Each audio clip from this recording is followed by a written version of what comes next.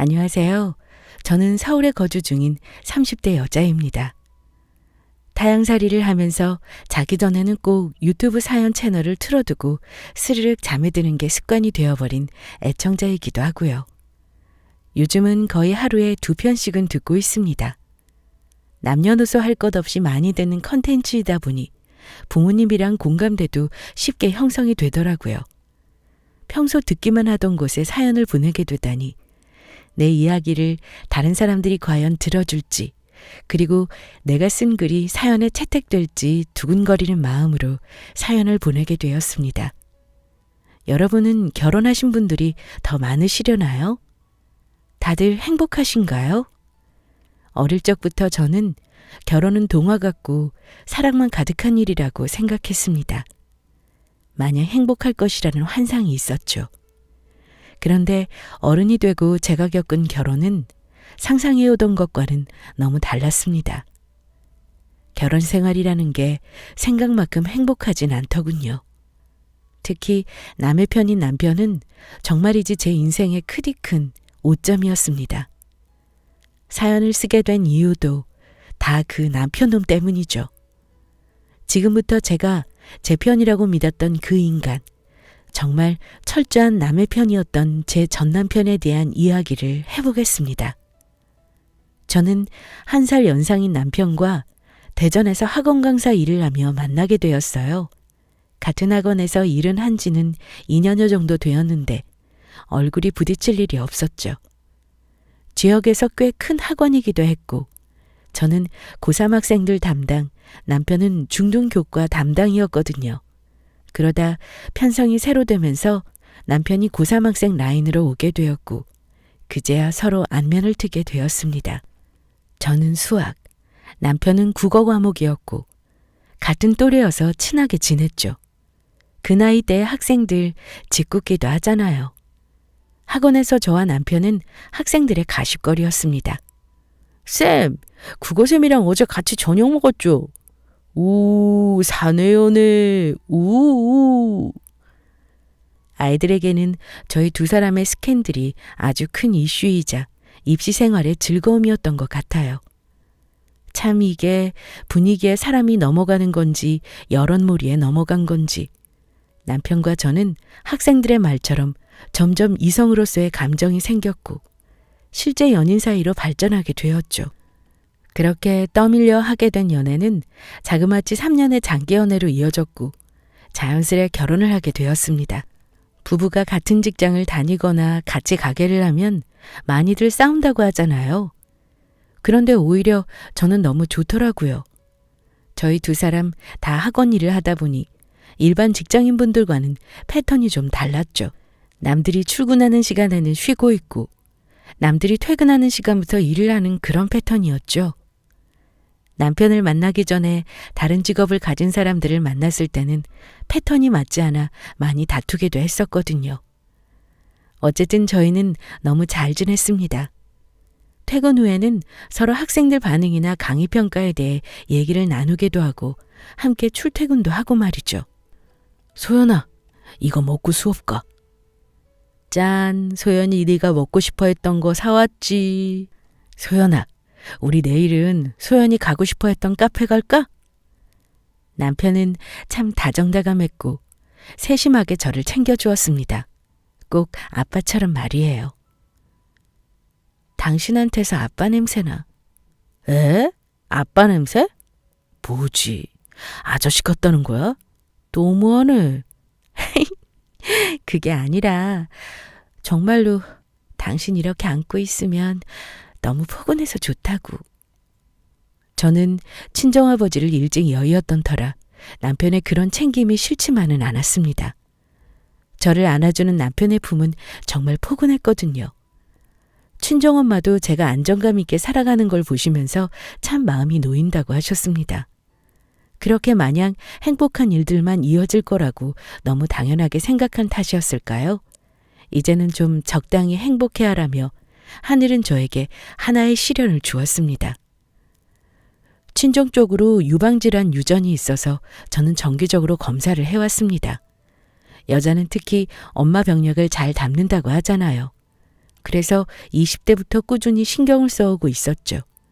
항상 특이한 점 없이 받아오던 검사였기에 그 당시에도 가벼운 마음으로 병원에 갔어요. 이번에도 아무 이상 없겠지 하면서 말입니다. 왼쪽은 괜찮은데 오른쪽 모양이 조금 이상하네요. 그런데 한참 초음파를 들여다보던 의사 선생님이 오른쪽 가슴에서 혹이 보이는데 일반 무릎과는 모양이 조금 다르다는 거예요. 모양이 좋지 않다고 말입니다. 이거는 조직 검사할게요. 혹시 모르니까 하는 거예요. 너무 걱정하지 말고요. 걱정이 안 될 리가 있나요? 검사 결과가 나오기 전까지 누구한테 말도 못하고 한참을 끙끙거리며 스스로 마인드 컨트롤을 하고 있었어요. 나는 젊으니까 괜찮을 거야. 설마 암이겠어? 라고 말이죠. 그런데 나이는 상관이 없었나 봅니다. 검사 결과 모양이 좋지 않았던 게 좋지 않은 세포였죠.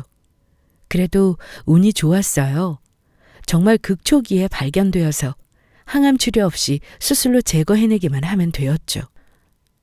소연이 네가 엄마 잘못 만나서 그런 수술까지 하나 보다. 아휴, 우리 아가 안쓰러워서 어떡해. 엄마는 제 이야기를 듣고는 내내 당신 탓이라며 그렇게 미안해 하셨네요. 저는 당연히 그게 무슨 엄마 탓이냐고 그런 생각 말라며 엄마를 달랬죠. 정말 엄마 탓이 아닌걸요. 제 몸에서 생긴 건데 그게 왜 엄마 탓이겠어요? 제가 몸 관리를 못한 탓이죠. 그렇게 엄마와 남편을 두고 수술대에 올랐습니다. 정말 깔끔하게 수술이 잘 되었어요. 대신 매년 정기적으로 추적 검사를 해야 하고 여성 호르몬 억제제를 먹어야 했지만 말입니다. 소연 씨, 몸은 좀 괜찮아요? 아마 앞으로는 수술한 쪽 팔을 많이 쓰면 뻐근할 수도 있어요. 당연한 얘기지만 스트레스는 당연히 덜 받아야 하고요. 먹는 것도 신경 써야 합니다. 수술 후에도 관리를 잘 해야 한다는 의사 선생님의 말도 그렇고 저도 무서웠습니다. 뭐든 관리가 중요하잖아요. 그리고 또 재발하면 어쩌나 하는 생각에 두려운 게 가장 컸죠. 나 1년 정도 쉴까 봐. 입시 과목 학원 강사라는 직업 특성상 일주일 한 달을 쉰다는 건 사실상 불가능했어요. 아이들도 선생님이 갑작스레 바뀌었다 다시 나오면 적응하기도 힘들고요. 원장님과 상의 끝에 1년간 쉬고 복직하는 건 어떠냐는 의견이 나왔었죠. 혼자만의 일이 아니기에 남편에게도 상의를 했어요. 그런데 돌아오는 남편의 대답은 참 매정했습니다. 굳이 그렇게까지 해야 할 필요가 있나? 아니, 내 말은 당신 수술한 거 회복은 당연히 해야지. 그런데 완전 극초기이기도 했고 한 일주일 정도만 대체 강사 세우고 다시 복직하는 게 낫지 않나 해서. 우리 나이도 젊어서 금방 회복될걸? 무슨 소린지. 저 말을 듣는데 남편은 제가 일하기 싫어서 엄살을 부리는 걸로 보는 건가? 그런 생각이 들더군요. 그렇죠. 젊은 나이니 회복도 빠를 테고 일하면서 몸을 챙길 수도 있겠죠. 그래도 수술하고 퇴원한 사람한테 너무 솔직한 건 아닌가 싶더라고요. 당신은 그렇게 생각해? 그래. 체력도 금방 회복되겠지. 그런데 스트레스가 가장 무서운 것 같아서. 애들 수업하는 건데 나 몸 안 좋다고 쉬엄쉬엄 하는 건 너무 민폐니까. 할 거면 제대로 해야 하는데 그럼 내가 아무래도 신경 쓰는 게 많잖아. 그거야 그런데 굳이 1년이나 쉴 필요가 있냐 이거지. 나이도 젊은데. 나는 그거지. 당신 경력에 지장 갈까 봐. 자기 설마 이상하게 생각하는 건 아니지? 아니 솔직히 우리 맞벌이여서 집도 좀 더 무리해서 구한 거고 1년을 쉬면 그게 좀 타격이 오지 않을까? 너무 서운하고 서러웠습니다. 저 말이 어떻게 들리세요? 저 정말이지 거짓말 하나 안 보태고 그 당시 남편이 저에게 했던 말을 적은 것입니다. 당시에 워낙 충격적이라 아직까지도 생생히 기억나네요. 속이 뻔히 보이는데도 남편은 계속 애둘러 말을 했습니다. 그게 더 상처가 되고 서럽더군요. 참을 수가 없었습니다. 소연아, 내 마음 알지? 내가 무슨 말 하는지도. 어? 우리 주말마다 같이 공기 좋은 데 가서 힐링하고 오면 되잖아. 울지 않으려 애쓰는데도 눈물은 자꾸 삐져나왔고 꾹꾹 참아가며 남편한테 말을 했습니다. 주말? 주말은 특강 안 해? 특강을 해야 당신이 좋아하는 돈 실컷 벌지. 내가 일 쉬는 게 그렇게 싫어? 돈이야 또 벌면 되는 거 아니야. 대출금? 걱정 마. 내가 모아놓은 거에서 꼬박꼬박 똑같이 낼게. 당신은 내 몸보다 돈이 먼저구나. 내가 쉬느라 못 버는 돈이 아까운 거 아니야 지금. 저는 남편한테 따졌습니다. 내가 일 쉬는 게 그렇게 싫은 거냐고. 돈이야 또 벌면 되는 거지. 당신은 내가 1년 겨우 쉬는 게 아깝냐고 말이에요. 남편은 제 말을 듣고 한참을 아무 말 없이 저를 바라보았습니다. 저는 남편이 가만히 있길래 저한테 미안해서 그런 건 줄 알았거든요. 그런데 뭐라고 했는 줄 아세요? 그래, 당신 몸이 먼저지. 나도 당신 몸이 먼저야. 대신 당신이 휴직 기간을 갖더라도 우리 결혼 전에 약속했던 거에 대한 책임감을 갖고 생활했으면 해.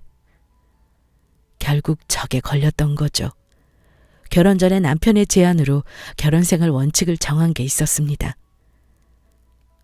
서로 맞벌이니 집 대출금 갖고 공동 생활비 외에는 각자 벌어서 각자 쓸 것. 부모님 용돈도 각자 부모님 건 각자 알아서 챙겨드릴 것. 그게 원칙이었습니다. 그러니까 남편 놈은 제가 휴직을 하게 되면 자기가 저런 걸 다 떠안을까 봐 그게 싫어서 저한테 계속 일을 하라고 했던 거였죠. 당신도 당신 돈 벌어서 쓰던 사람인데 아무래도 쉬다 보면 좀 그럴 거 아니야. 그래서 나는 당신이 쉬면서 금전적으로 좀 힘들지 않을까 해서 얘기한 거였어. 뭐 대출금이야 내가 한두 번 내는 게 문제겠어? 그런데 장모님 용돈도 그렇고 당신이 아무래도 돈이 부족할까 봐. 장모님 용돈은 꼭 드려야 하니까. 남편 말은 계속 똑같았어요. 일을 쉬면 네가 돈이 부족할 텐데 그럼 장모님 용돈도 잘 못 드리고 당신이 속상하지 않겠냐. 더군다나 병원비도 꽤 나갈 텐데 이러면서 말입니다. 여러분은 저런 말을 들으면 어떠실 것 같아요? 저는 정말이지 정이 뚝 떨어졌습니다. 저런 인간 말에 우는 것도 아까워서 손톱이 상처를 내는 것도 모르고 주먹을 꽉 쥐며 울음을 참았습니다. 걱정 마. 당신한테 돈 달라고 안 해. 내가 모아둔 돈에서 치료받고 우리 엄마 용돈 드리고 다 할 거야. 저는 남편한테 걱정 말라고 했죠. 내 돈으로 다 알아서 할 거고 보험도 있으니 내가 알아서 치료하고 다 하겠다고 말입니다. 그 인간 그제야 미간에 주름이 펴지더니 안심하는 듯 했어요. 그제야 당신이 힘들면 쉬라고 하더군요. 마음 같아서는 더 쏘아붙여대고 싶었지만 그냥 참았습니다.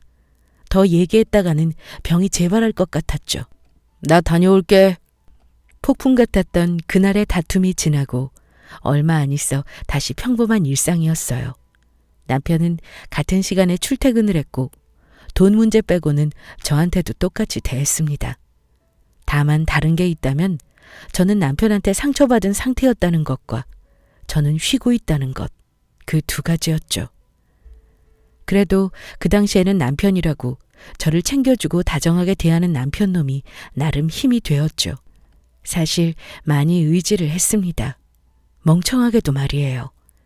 변명을 하자면 제가 속을 털어놓고 의지할 수 있는 게 당시의 남편뿐이었거든요. 가뜩이나 당신 때문에 제가 아픈 거라고 미안해하시는 엄마한테 힘든 내색은 당연히 못했고 동료들이나 친구들한테도 괜히 아픈 사람이라는 인식을 주고 싶지 않아 씩씩하고 아무렇지 않은 척했죠. 그런데 사랑, 재채기, 가난은 숨기려 해도 숨겨지지 않는다고 하잖아요. 그중 세 번째인 가난.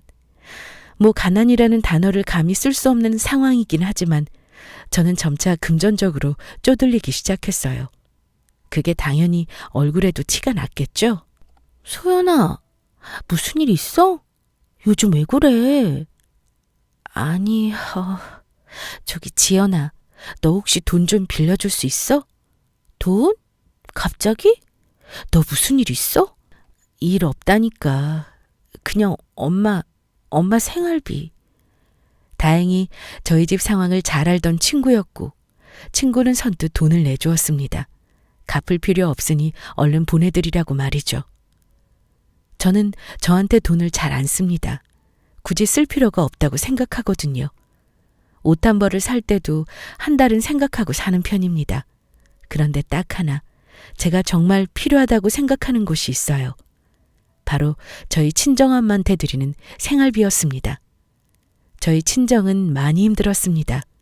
자식이라고는 저 하나였고 아버지가 일찍 돌아가셔서 엄마 혼자 온갖 일을 다 하시면서 저를 키워내셨죠. 생전에 아빠가 사업으로 남기고 간 빚이 있어서 그 빚을 갚으랴 저를 키워내랴 엄마가 돈을 모으시기엔 너무 힘든 상황이었어요. 그나마 제가 성인이 되어서는 대학 때부터 과외로 졸업 후에는 학원 강사로 돈을 벌어서 나름 전보다는 평범하게 살아가고 있었죠. 이것저것 포함해서 매달 100만 원씩 엄마한테 돈을 들여오고 있었어요. 그런데 유방암이 엄마를 찾아왔고 엄마는 저보다 늦게 발견하신 탓에 수술 후에도 항암 치료를 하셨어야 했죠. 다행히 관리를 잘하신 탓에 8년이 지난 지금도 재발 한 번 없이 건강하세요. 소연아, 엄마 이제 일해도 될 것 같지 않아? 됐어. 그런 소리 하지 마. 항상 관리가 중요해, 엄마. 내가 생활비 보내주잖아. 엄마는 저한테 생활비 받는 게 미안하다며 굳이 일을 하셔야겠다고 하셨죠. 사실 자식 입장에서는 부모가 평생을 일을 했는데 또다시 일하는 게 반갑지만은 않잖아요. 그런데 또 엄마는 그게 아니셨나 봐요. 결국 타협점을 본 게 파트타임으로 일을 하시는 거였죠. 딸, 돈 안 보내도 괜찮아. 엄마도 일하잖아. 됐어. 엄마 딸 충분히 여유 되네요. 거짓말이었어요. 일을 쉬면서부터는 모아둔 돈을 쪼개서 쓰고는 했는데 점점 부족해졌죠. 저도 결혼 후 구한 집 대출금에 엄마 용돈, 합자금을 갚다 보니 모아둔 돈이 크지 않았거든요. 그래서 남편한테 어렵게 얘기를 꺼냈습니다. 복직도 얼마 안 남았으니 금방 갚겠다고 말이에요. 남편도 저희 친정 상황을 알고 있었으니 도와주지 않을까 해서 말이죠. 그래서 이번 달 한 번만 좀 도와줄 수 있어? 내가 바로 갚을게. 그런데 제 예상과 달리 남편은 질색팔색하며 이럴 줄 알았다고 난리를 치기 시작했습니다. 소연아, 내가 이럴 줄 알고 그때 얘기한 거야. 일주일이나 한 달만 쉬라고. 이게 뭐냐? 나는 부부간에 이렇게 사적인 걸로 돈 얘기하는 게 너무 싫어. 정말 정색을 하면서 저한테 저렇게 이야기했습니다. 사적인 걸로 부부간에 돈 얘기하는 게 얼마나 싫은 건지 아냐고 말이에요. 그러면서 저에게 제가 휴직하는 동안 자신이 대신 찍은 집 대출 이자에 대해 쭉 나열했습니다. 이렇게만 들으면 12개월 가까이 남편 혼자 낸 것 같죠? 딱 2번이요. 딱 2번 대신 냈습니다. 그것도 자기가 낸다고 해서 말이에요. 저거 2번 당신이 낸다고 할 때 내가 싫다고 했잖아. 내가 낸다고. 그거를 그렇다고 덥석 알겠다고 하냐? 예의상한 말이지? 예의라니. 참. 아니 무슨 회사에서 커피 한 잔 누가 살까 이런 상황도 아니고 말이에요. 점점 저도 화가 났습니다. 남편의 막말은 도를 넘기 시작했거든요. 소연아, 왜 이렇게 생각이 어려? 왜 그렇게 책임감이 없냐? 우리가 결혼 전에 한 약속이면 당연히 끝까지 지키는 거야. 가족이라고 아무렇지 않게 은근슬쩍 넘어가는 거라고 생각하는 것 같은데, 와, 이건 좀 너무 실망이다. 남편은 저딴 식으로 말을 하면서 자기가 왜 도와줘야 하는지 모르겠다고 얘기를 했습니다. 당연히 당신이 이런 상황까지 생각해가며 휴직을 했어야 하는 거 아니냐면서 말이죠. 지금 시댁도 힘들다면서 말입니다. 힘들다고? 아, 그래서 힘드셔서 이번에 해외여행 가신 거구나. 한 달은 가실 거를 힘들어서 당신이 일주일밖에 못 보내드린 거야? 남편은 제 말에 당황하더군요. 무슨 소리냐고 빡빡 우기길래 그날 낮에 통한 내용을 얘기했죠. 남편한테 제가 돈 얘기를 꺼낸 게 이유가 있었습니다. 저보다는 여유가 있는 것 같아서였어요. 어떻게 알았냐고요? 전날 낮에 큰형님이 전화가 왔었거든요. 동서, 몸은 좀 괜찮아? 네, 그럼요. 걱정해 주셔서 감사해요. 그런데 무슨 일 있으세요? 아니 다른 게 아니라 아휴 무슨 돈을 이렇게 많이 보냈어. 동선에도 힘들 텐데. 참 부럽더라고요. 알고 보니 남편이랑 큰 아주버님이 돈을 모아서 시부모님 해외여행을 보내드리기로 했는데 남편이 돈을 좀 더 보냈다고 말입니다. 그래서 저는 남편이 여유가 되는 거라고 생각해서 도와줄 수 있겠냐고 물어본 거였어요. 복직하면 바로 갚겠다고 말입니다. 남편 놈은 제가 이 얘기를 들은 줄도 몰랐겠죠. 표정이 사색이 되어서는 더듬더듬 말을 이어가기 시작했습니다. 그게 왜? 우리 결혼 전에 얘기했던 거잖아. 각자 부모님은 각자 알아서 챙기자고. 내가 우리 부모님 여행 보내드린 게 왜? 그래, 여행 보내드려서 힘들다고 얘기한 거야. 사람마다 힘든 게 있는 거지. 남편 놈은 저 말을 하면서 제가 못 들을 줄 알았는지 나지막히 이런 말도 했습니다. 여자들은 결혼하면 일 안 하고 남자 돈으로 먹고 살려고 한다고 말입니다. 당신 지금 뭐라고 했어? 뭐가? 아니 사실 맞잖아. 내가 당신 휴직 전에 분명히 얘기했던 거고. 심지어 내가 대출금도 2번이나 혼자 찍었어. 그리고 막말로 장모님 혼자 지내시는데 굳이 그 집에 사셔야 돼? 그 집 팔아서 원룸으로 이사 가시고 남은 돈으로 생활하시면 되는 거 아니야.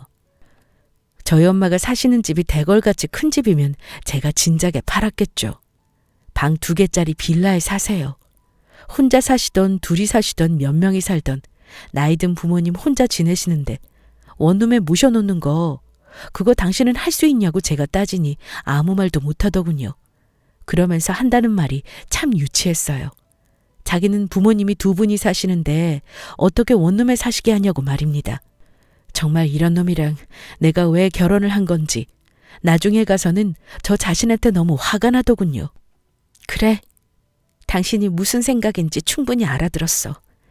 당신 그렇게 힘든데 내가 돈 얘기 꺼내서 미안하다. 내가 알아서 해결할게. 남편 놈은 제 강경한 태도에 그럼 조금 빌려주겠다고 하면서 20만 원 정도면 어떠냐고 하더군요. 됐다고 했습니다. 그 돈 시부모님한테나 보내드리라고 말이죠. 저도 선을 그어버렸어요.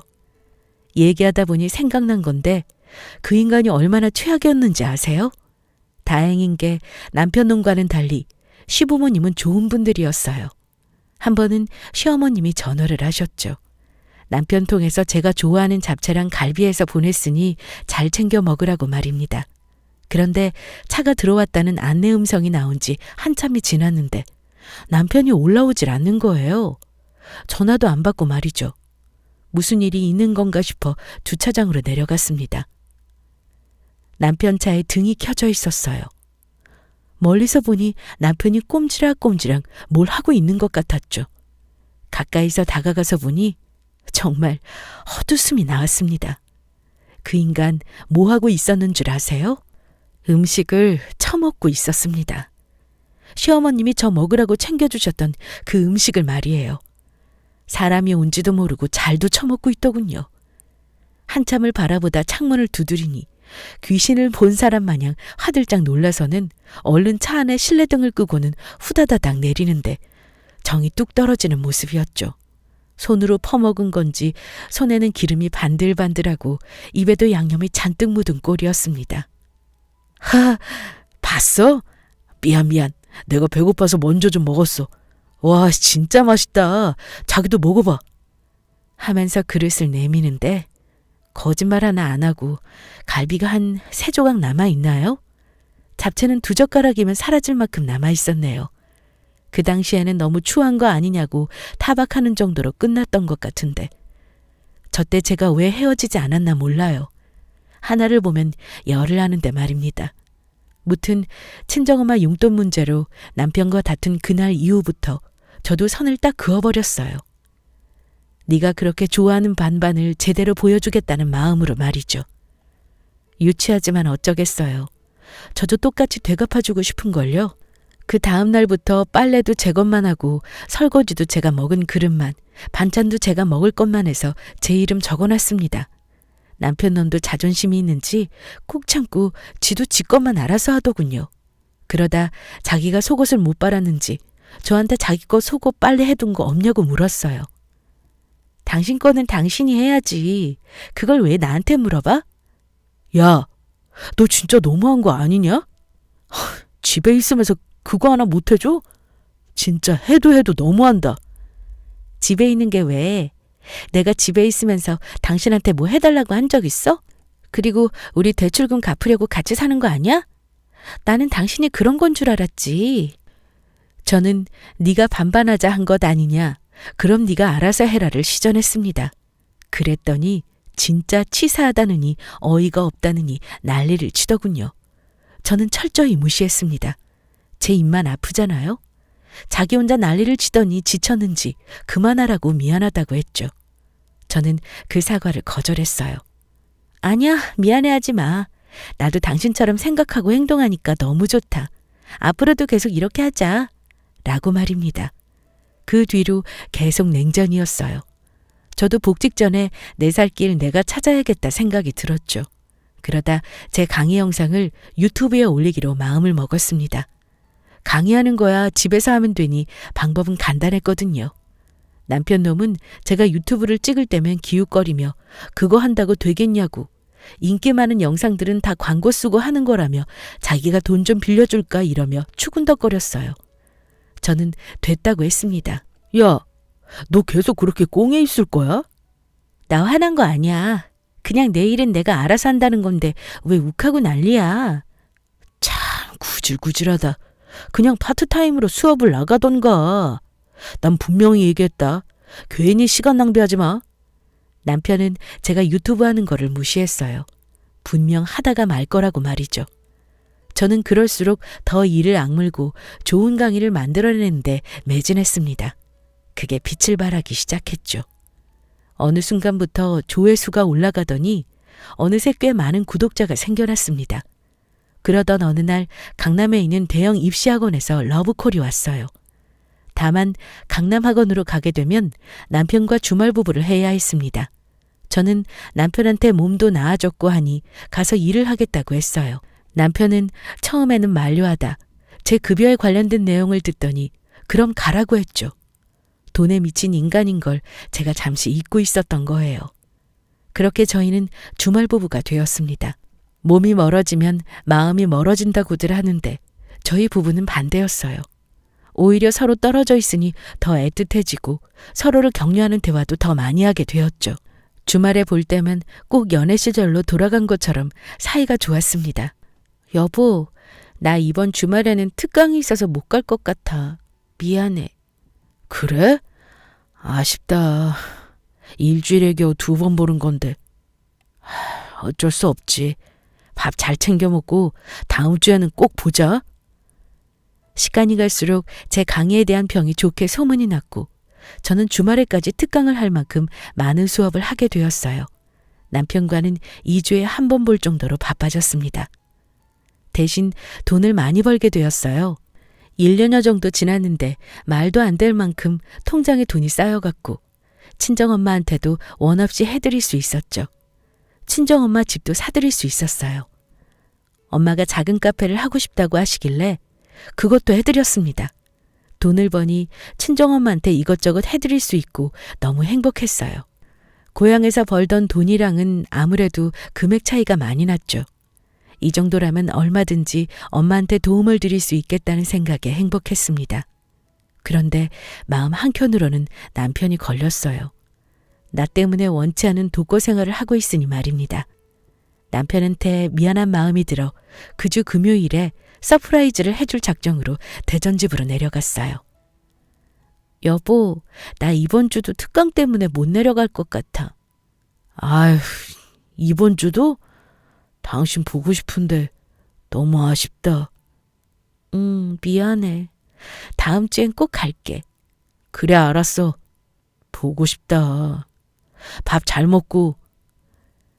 저렇게 남편한테는 거짓말을 하고 말이에요. 오랜만에 남편 밥 좀 해먹이고 싶어 이것저것 장도 한아름 봐서 집으로 향했습니다. 꼭 소풍 가는 것처럼 마음이 두근거리고 설레었죠. 오랜만에 온 집 앞에서 설레는 마음으로 문을 열고 들어섰는데 안방문이 열리며 한 사람이 나왔습니다. 오빠야? 안방에서 나오는 그 여자는 오빠를 찾는지 오빠냐며 잠옷 차림으로 나왔죠. 그 여자 저와 눈이 딱 마주쳤는데 사색이 되어서 방으로 다시 후다닥 들어가더군요.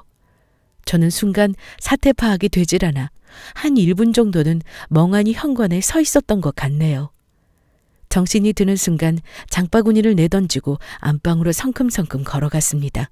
문을 잠궜는지 열리지 않았어요. 문 열어요. 문 열어. 꼼짝을 안 하더군요. 정말 간신히 참아가며 얘기한 건데 저도 손이 부들부들 떨렸습니다.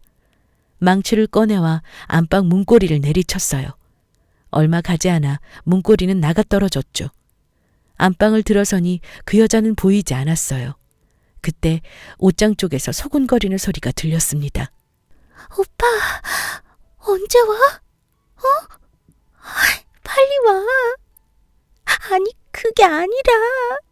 옷장 문을 벌컥 여니 그 여자 쭈그려 앉아서는 남편한테 전화를 하고 있었어요. 저는 말없이 전화기를 빼앗아 그대로 끊어버렸죠. 그런데 그 여자 익숙한 사람이었습니다. 남편과 제가 일하던 학원 데스크 직원이었어요. 너 여기서 뭐하니? 저의 물음에 말이 없었죠. 뭐하냐고? 그런데 그 여자아이 저를 보고 피식 웃더군요. 저도 거기서는 이성이 끊겨서 잘 기억이 나질 않습니다만 그 자리에서 그 여자의 뺨을 내리친 건 기억이 납니다. 그리고는 머리채를 잡아 거실로 끌고 나갔죠. 저한테 바득바득 소리를 치더군요. 그년이 뻔뻔하게도 말입니다. 뭐 잘한 게 있다고 저한테 소리를 쳤어요. 오빠가 당신이랑 이혼할 거라고 했어. 여자가 이렇게 드세니까 오빠가 숨을 못 쉬지. 돈 버는 게 전부인 줄 알아? 그러면서 남편이 저랑 이혼할 거라고 했다고 하더군요. 남편이 저 때문에 힘들다고 했다고 말입니다.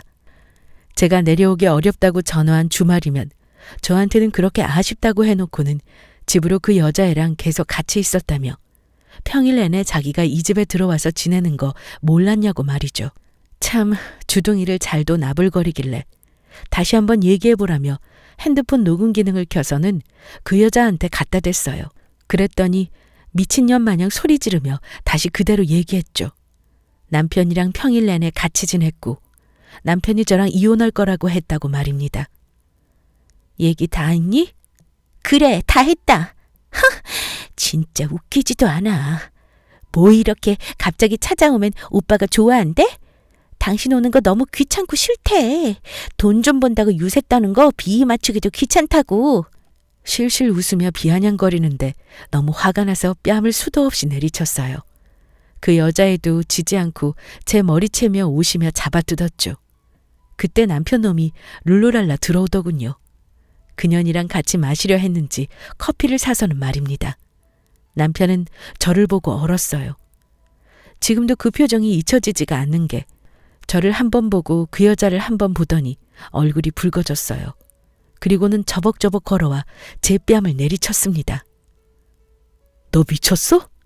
애한테 무슨 짓을 한 거야? 오빠.